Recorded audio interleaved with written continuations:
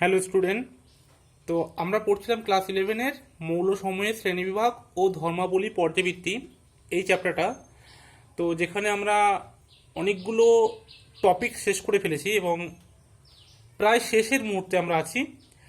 আজকে যে টপিকটা আলোচনা করব সেটা হচ্ছে তড়িৎ ঋণাত্মকতা, যাকে ইংলিশে বলা হয় ইলেকট্রোনেগেটিভিটি।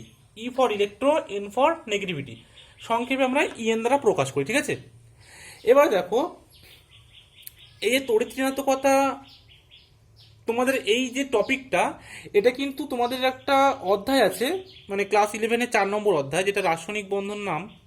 সেই রাসায়নিক বন্ধন বা কেমিক্যাল বন্ডিং চ্যাপ্টারে এই তড়িৎ ঋণাত্মকতা কিন্তু ডিটেলস আলোচনা করা হয়েছে। ঠিক আছে, তবু এখানে ওই অল্প কিছু আলোচনা করা হয়েছে।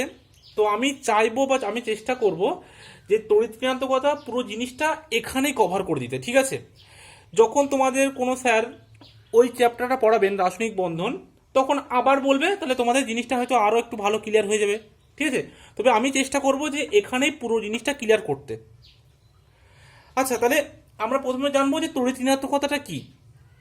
তড়িৎ ঋণাত্মকতা হচ্ছে যে অন্য একটা মৌলের পরমাণুর সঙ্গে সমযোজী বন্ধন দ্বারা আবদ্ধ থাকাকালীন অবস্থায় বন্ধন সৃষ্টিকারী ইলেকট্রন জোড়কে কোনো মৌলের পরমাণুর নিজের দিকে আকর্ষণ করার ক্ষমতা, সেটা হচ্ছে ওই মৌলটির তড়িৎ ঋণাত্মকতা। মানে কি বললাম দেখো, সাপোজ ধরো দুটো এ আর বি মৌল আছে। ঠিক আছে, এবং কি হয়, এটা একটা সমযোজী বন্ধন আছে ওদের মধ্যে, সমযোজী বন্ধন। এবং সমযোজী বন্ধনটা কিভাবে তৈরি হয় না, ইলেকট্রনের শেয়ারিং দ্বারা। ঠিক আছে, নিজেদের মধ্যে একটা ইলেকট্রন শেয়ার করে এবং শেয়ার করে ওরা সমযোজী বন্ধন তৈরি করে। এই যে ইলেকট্রন আছে, শেয়ারিং ইলেকট্রন, এই শেয়ারিং ইলেকট্রনটা যে বা যার দিকে বেশি টানবে তার ইলেকট্রোনেগেটিভিটি বা তড়িৎ ঋণাত্মকতা বেশি হবে। কি বললাম, ধরো একটা মৌল অপর মৌলের সাথে একটা সমযোজী বন্ধন দ্বারা যুক্ত আছে এবং সেখানে সমযোজী বন্ধনটা কি হয়েছে না, ইলেকট্রনের শেয়ারিং দ্বারা। একটা ইলেকট্রন শেয়ার করেছে, একটা ইলেকট্রন শেয়ার করে একটা নিজেদের মধ্যে সমযোজী বন্ধন তৈরি করলো। তাহলে সেই ইলেকট্রনের যে জোড়, সেই ইলেকট্রন জোড়কে যে মৌলের পরমাণুটি বেশি করে নিজের দিকে টানবে তার তড়িৎ ঋণাত্মকতা তত বেশি হবে। এবং দেখো, যার দিকে ইলেকট্রনটা বেশি সরে যাবে, ইলেকট্রন যেহেতু নেগেটিভলি চার্জ, তাহলে তার মাথায় একটা ডেল মাইনাস, আর যে দিক থেকে চলে যাবে তার মাথায় একটা ডেল প্লাস। ঠিক আছে, এটা সৃষ্টি হবে। এবার দেখো, যদি এরকম একটা কোনো জিনিস তৈরি হয়, মানে কি, সে বন্ডটা হয়ে যাবে তখন পোলার। ঠিক আছে, এটাকে বলে পোলার বন্ড। পোলার মানে কি, দুটো পোল, একটা দেখো এই পজিটিভ পোল আর একটা দেখো নেগেটিভ পোল। এই যে দুটো পোল তৈরি হলো, তাই জন্য এই যে বন্ডটা তৈরি হলো এটা পোলার বন্ড। ঠিক আছে, এবার দেখো এই বন্ধনটা কিন্তু পুরোপুরি আর সমযোজী থাকলো না, তখন কি এর মধ্যে কিছু আয়নিক ক্যারেক্টার চলে আসছে। কারণ দেখো, এখানে একটা পজিটিভ চার্জ, এখানে একটা নেগেটিভ চার্জ, মানে কি এই বন্ডটা কি পুরোপুরি আর সমযোজী বন্ধন থাকলো, এটা কিন্তু একটা আয়নীয় বন্ধন চলে আসলো। তাহলে কোন একটা সমযোজী বন্ধনের আয়নীয় ক্যারেক্টার কত পার্সেন্ট, সেটাকে নির্ণয় করার জন্য আমরা ইলেকট্রোনেগেটিভিটি কিন্তু ইউজ করি। ঠিক আছে, তাহলে দেখো এই ইলেকট্রোনেগেটিভিটি, আর একটা জিনিস বলে দিই যে এই ইলেকট্রোনেগেটিভিটি কিন্তু একটা রিলেটিভ ব্যাপার। ঠিক আছে, মানে কোনো একটা ধরো এ মৌল আছে, বি আছে, সি আছে। ঠিক আছে, এ মৌলের তড়িৎ ঋণাত্মকতা বি এর থেকে কম, কিন্তু দেখা যাচ্ছে আবার সি এর থেকে বেশি।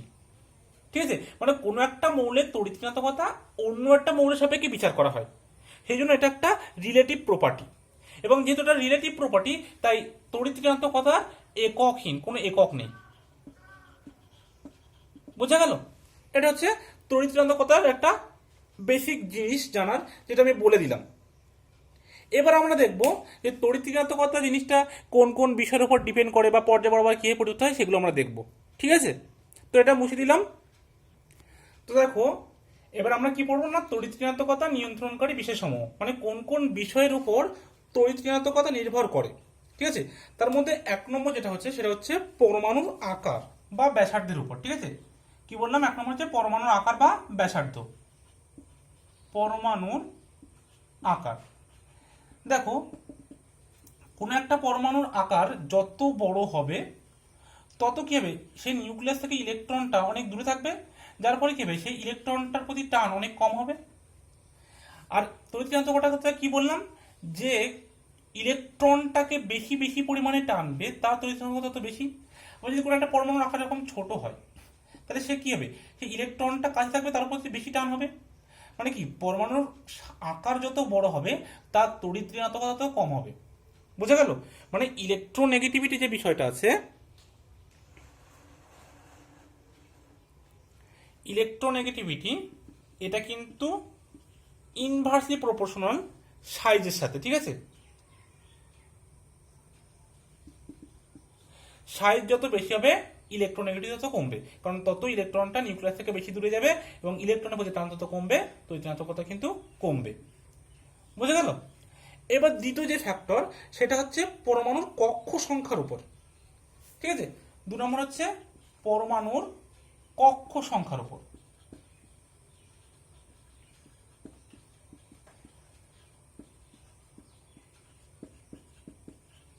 দেখো, একটা পরমাণুতে কক্ষ সংখ্যা যত বেশি হবে, ঠিক আছে, মুখ্য শক্তি স্তরে, তখন কি হবে দেখো, কক্ষকের ইলেকট্রনগুলোর আবরণী ক্ষমতা আমরা জানি কম বেশি, সেই আবরণী ক্ষমতার প্রভাবে তড়িৎচুম্বকতার মান কিন্তু কমে যাবে, ঠিক আছে? কারণ কি, যত আমরা দেখব কক্ষক সংখ্যা যত বেশি হবে, এস পি ডি এফ, তাহলে এস যত বেশি হবে, যত ভিতরে থাকবে নিউক্লিয়াসের দিকে, তত কি হবে, সে পরমাণুটাকে বেশিভাবে আবরণী প্রভাবের দ্বারা ইলেকট্রনটাকে টানতে বাধা দেবে, যার ফলে কি হবে, তার যে তড়িৎ ঋণাত্মকতা বা ইলেকট্রোনেগেটিভিটি তত কমবে, ঠিক আছে? তার জন্য দেখো, যদি আমরা যত উপর থেকে নিচে যাব তত কি হবে, দেখো একটা উদাহরণ দিই তাহলে আরো ভালো বোঝা যাচ্ছে ব্যাপারটা।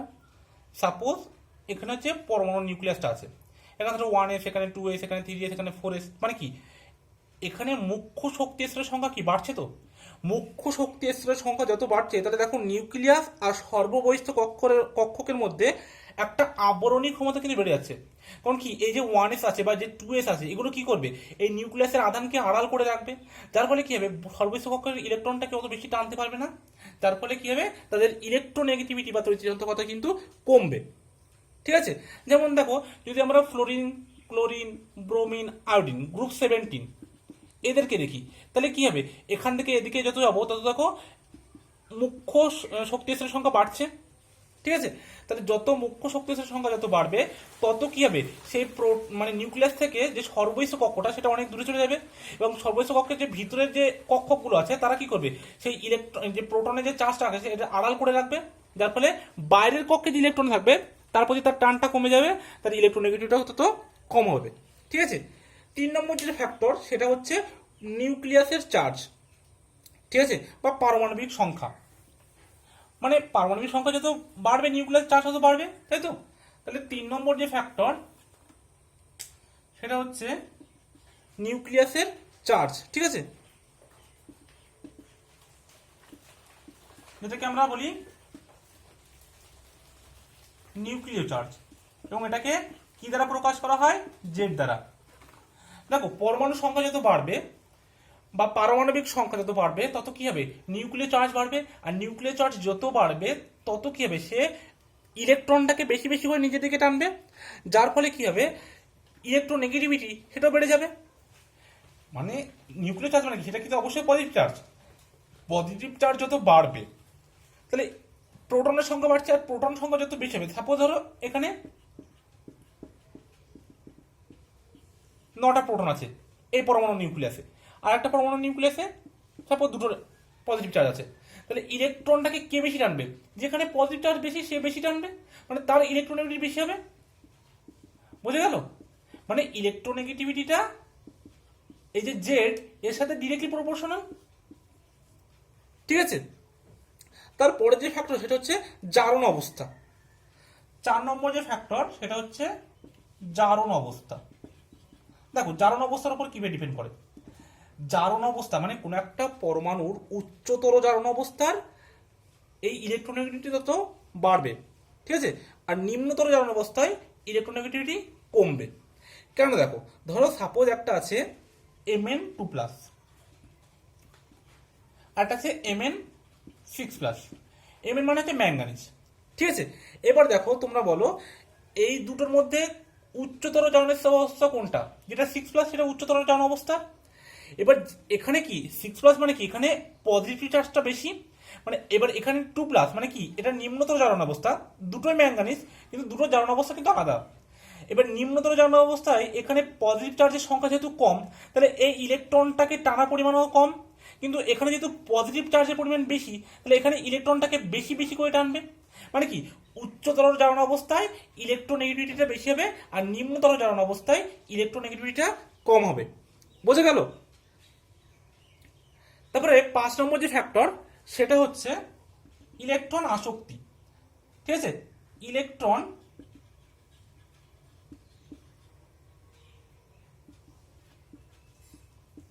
আসক্তি। তোমরা তো এটা আগের ক্লাসে করলে। ইলেকট্রন আসক্তি বা ইলেকট্রন অ্যাফিনিটি, কোন একটা পরমাণু যদি ইলেকট্রনটাকে টানে এবং যদি তার একটা কক্ষকে জায়গা দিয়ে দেয়, তাহলে সেটা তার ইলেকট্রন আসক্তি। তার মানে কি, কোন একটা পরমাণুর ইলেকট্রন আসক্তি যত বেশি হবে, এটাকে ইংলিশে কি বলা হয়? Electron affinity. তাহলে ইলেকট্রন অ্যাফিনিটি যত বেশি, ইলেকট্রনের প্রতি টান যত যার বেশি হবে, তাহলে ইলেকট্রন নেগেটিভিটি তত বেশি হবে, তাই তো? ইলেকট্রন অ্যাফিনিটি মানে কি, কোনো একটা পরমাণুর ইলেকট্রনের প্রতি যত টান থাকবে, তার ইলেকট্রন নেগেটিভিটি তত বেশি হবে। এবার একটা বাড়ির যেটা কাজ আমি দেবো সেটা হচ্ছে ইলেকট্রন অ্যাফিনিটি আর ইলেকট্রন নেগেটিভিটি, ইলেকট্রন আসক্তি আর তড়িৎ ঋণাত্মকতা, এই দুটোর মধ্যে পার্থক্য তোমাদের বাড়ির কাজ। ঠিক আছে, হোমওয়ার্ক আমি দিয়ে দিলাম যে দুটোর মধ্যে পার্থক্য পার্থক্য লিখে আনবে। ঠিক আছে, এটা হচ্ছে তোমাদের হোমওয়ার্ক। ইলেকট্রোনেগেটিভিটি আর ইলেকট্রন অ্যাফিনিটির মধ্যে পার্থক্য কি? ঠিক আছে, তারপরে যে ফ্যাক্টর সেটা হচ্ছে সংকরায়ন। এবার দেখো, সংকরায়নটা তোমরা এখন বুঝতে পারবে না। যখন তোমাদের ওই যে ইউনিটটার কথা বললাম কেমিক্যাল বন্ডিং, ঠিক আছে, ওই কেমিক্যাল বন্ডিং চ্যাপ্টার যখন তোমাদেরকে পড়াবে, সেখানে হাইব্রিডাইজেশন যখন পড়ানো হবে, তখন তোমরা এই সংকরণ ব্যাপারটা বুঝতে পারবে। ঠিক আছে, কিন্তু এখন জাস্ট তোমরা এটা একটু জেনে রাখো, যদি সংকরায়ন কি কি হয় দেখো, একটা হচ্ছে এসপি হয়, অনেকগুলোই হয়, তবে আমি নর্মালি যেগুলো জেনারেলি ইউজ করে সেটা বলছি। এসপি, sp2, sp3, ঠিক আছে, আরো sp3d আছে, sp3d2 আছে, d2 sp3 আছে, dsp3 আছে। ঠিক আছে, আমি জাস্ট যেগুলো নর্মালি বা জেনারেলি ইউজ করা হয় সেটা সেই দিনের কথা বললাম। দেখবে যেখানে এই এস ক্যারেক্টার যত বেশি হবে, তার তত ইলেকট্রোনেগেটিভিটি বেশি হবে। ঠিক আছে, এস ক্যারেক্টার যত বেশি হবে, তার তড়িৎ ঋণাত্মকতা তত বাড়বে। বুঝে গেল? যেমন দেখো, এখানে আমরা টোটালটাকে 100 ধরবো প্রত্যেকটা, তাহলে এখানে এস ক্যারেক্টার কত হবে? এখানে দুটো আছে, তাহলে দুভাগ যদি আমরা করি, তাহলে 1 ভাগ এস পাচ্ছে, মানে এখানে এস ক্যারেক্টার হচ্ছে 50% এস ক্যারেক্টার। এখানে দেখো মোট 3টে ভাগ হবে, তার মধ্যে 1 ভাগ এস, তাহলে 3টে ভাগে যদি 1 ভাগ হয়, মানে 33.33% এস ক্যারেক্টার। এখানে মোট 4টে ভাগ হবে, তার মধ্যে 1 ভাগ পাবে এস, তাহলে এখানে হচ্ছে দেখো 25%। মানে এখানে এস ক্যারেক্টার সবার বেশি কোনটা? এটা 50%, মানে এর ইলেকট্রোনেগেটিভিটি সব থেকে বেশি। ঠিক আছে, আর এর ইলেকট্রোনেগেটিভিটি সব থেকে কম। বুঝে গেল? মানে এস ক্যারেক্টার যত বাড়বে, ইলেকট্রোনেগেটিভিটি তত বাড়বে। ঠিক আছে, এটা ছিল তোমার তড়িৎ ঋণাত্মকতা, যে সমস্ত বিষয়গুলোর উপর ডিপেন্ড করে।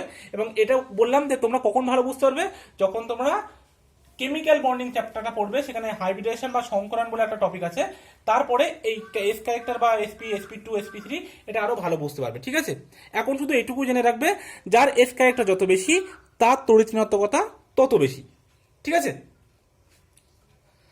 এবার আমরা কোন একটা পর্যায় বা কোন একটা শ্রেণী বরাবর তড়িৎ ঋণাত্মকতার কিরূপ পরিবর্তন হবে সেটা আমরা এখন দেখব। ঠিক আছে,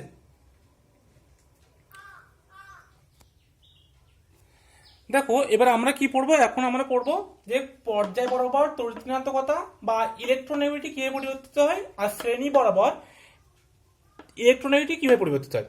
দেখো, কোন একটা পর্যায়ের আমরা যখন বাম দিক থেকে ডান দিকে যাব, ঠিক আছে, যখন বাম দিক থেকে ডান দিকে যাব, তখন দেখো নিউক্লিয়ার চার্জ ওটা তো বাড়ছে, কারণ কি, তার পারমাণবিক সংখ্যা বাড়ছে।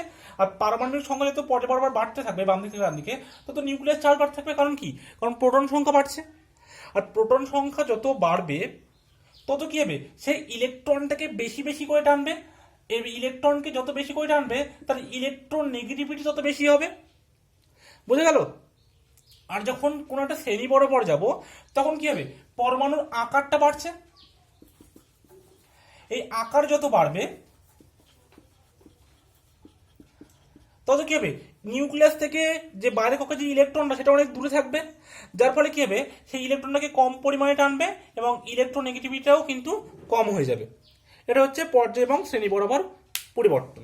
ঠিক আছে, এবার আমরা পড়ব দুটো স্কেল পড়ব। ঠিক আছে, যার সাহায্যে কিনা পরমাণু বা যে মৌলের তড়িৎ ঋণাত্মকতা পরিমাপ করা যায়। ঠিক আছে, একটা হচ্ছে মুলিকেনের স্কেল আর একটা হচ্ছে পাউলিং এর স্কেল। দেখো এবার আমরা কি পড়ব, তড়িৎ ঋণাত্মকতা আর পাউলিং স্কেল। পাউলিং এর মত অনুযায়ী ধরো কোনো একটা যৌগ এবি, তাই তো, এই এবি যৌগের যে বন্ধন শক্তি, তাদের উপাদান যে মৌল আছে ধরো A2 বা ধরো B2, এই যে উপাদান মৌলগুলোর যে বন্ধন শক্তি এদের জ্যামিতিক গড় অপেক্ষা বেশি হয়। তার মানে কি, ধরো এবি এর যে বন্ধন শক্তি, ই মানে হচ্ছে কি শক্তিটাকে বোঝাচ্ছে। ঠিক আছে, যে বন্ধন শক্তি সেটাকে ই দ্বারা প্রকাশ করা হয়। তাহলে এবি এর যে বন্ধন শক্তি এর মানটা বেশি হবে কার থেকে, না এই যে এদের উপাদান মৌল আছে ই এ আর ই বিবি, এদের এদের যে গড় জ্যামিতিক গড় বন্ধন শক্তি তাদের থেকে ই এবি এর বন্ধন শক্তির মানটা বেশি হয়। ঠিক আছে, এটা পাউলিং এর মত অনুযায়ী। এবার দেখো এই ই এবি আর এই যে ই এ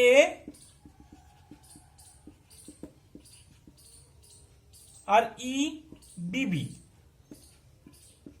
এদের যে ডিফারেন্স মানে এটা মাইনাস এটা, যেহেতু এর মানটা বেশি তাহলে এটা মাইনাস এটা, এটাকে বলা হয় ওই যে এবি যে যৌগটা আছে সেই এবি যৌগের বা এবি যে বন্ধন, এবি বন্ধনের আয়নীয় রেজোনেন্স শক্তি। ঠিক আছে, এটাকে বলা হয় এবি বন্ধনের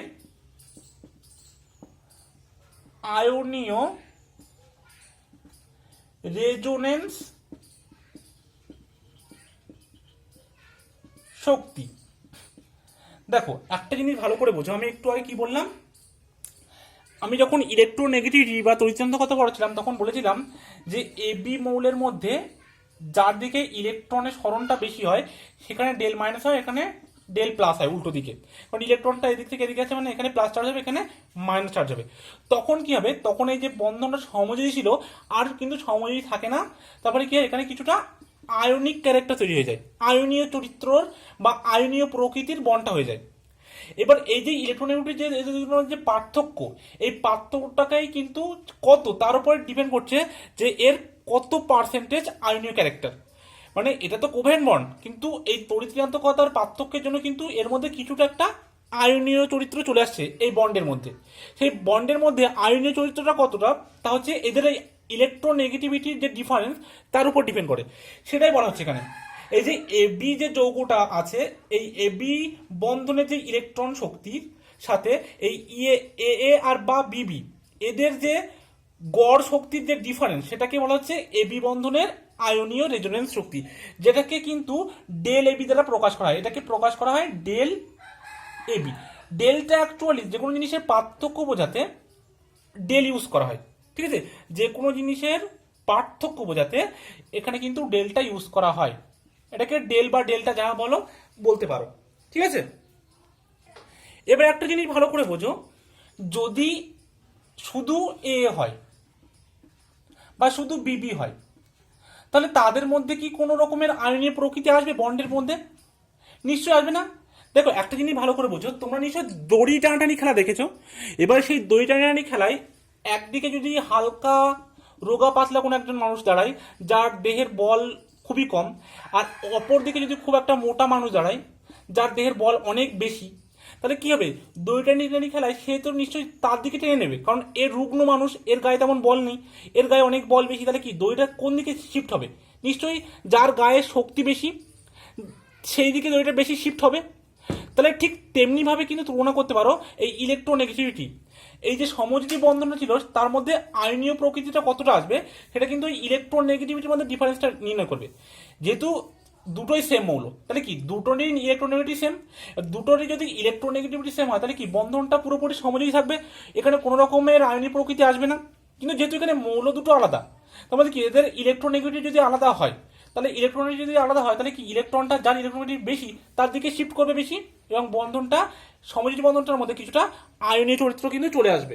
ঠিক আছে, এবং এই ডেল এবি, এই যে ডেল এবি, এই মান দ্বারা কিন্তু ওই এবি বন্ডের মধ্যে কতটা আয়নীয় চরিত্র রয়েছে সেটা আমরা নির্ণয় করতে পারি, এবং তার একটা সূত্র আছে সেটা আমরা এক্ষুনি লিখছি। ঠিক আছে।